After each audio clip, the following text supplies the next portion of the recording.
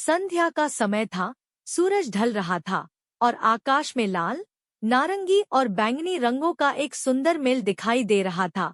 एक छोटी सी लड़की, जिसका नाम था रिया, अपने घर के बाहर बने झूले पर बैठी हुई थी और आसमान को निहार रही थी। रिया के बाल लंबे और काले थे और उसकी आंखें चमकदार थीं। वह एक साधारण सी सफेद फ्रॉक पहने हुए थी और उसके पैर नंगे थे। वह हवा में झूल रही थी और उसके चेहरे पर एक मासूम सी मुस्कान थी। अचानक रिया की नजर एक छोटी सी चिड़िया पर पड़ी, जो उसके पास वाले पेड़ पर बैठी हुई थी। चिड़िया बहुत सुंदर थी और उसके पंख हरे, नीले और पीले रंगों से सजे हुए थे।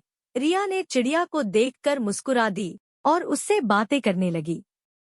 नमस्ते चिड़िया, रिया ने कहा, तुम्हारा नाम क्या है? चिड़िया ने रिया की तरफ देखा और फिर चहचहाई। रिया को लगा कि चिड़िया ने उसका नाम पूछा है। मेरा नाम रिया है, रिया ने कहा, तुम कहाँ से आई हो? चिड़िया ने फिर से चहचहाई और फिर उड़कर रिया के पास आ गई। रिया ने अपना हाथ बढ़ाया और चिड़िया उसके हाथ पर आकर बैठ गई। तुम बहुत सुंदर हो, रिया ने कहा, क्या मैं तुम्हें अपने साथ घर ले जा सकती हूँ? चिड़िया ने रिया की तरफ देखा और फिर उसके सिर पर चोंच मारी।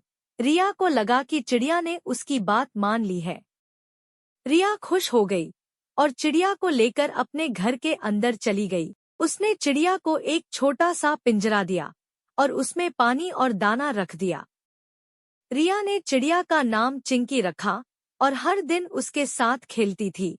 चिंकी भी रिया से बहुत प्यार करती थी और रिया के साथ ही रहना चाहती थी।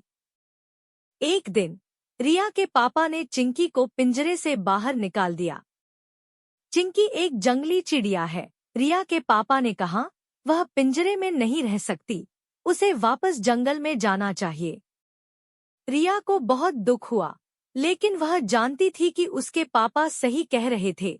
उसने चिंकी को अपने हाथ पर बैठाया और उसे वापस जंगल में छोड़ दिया। रिया को चिंकी को छोड़ने का बहुत दुख हुआ, लेकिन वह खुश थी कि चिंकी अब आजाद थी। वह जानती थी कि चिंकी जंगल में खुश रहेगी और वह हमेशा उसे याद रखेगी।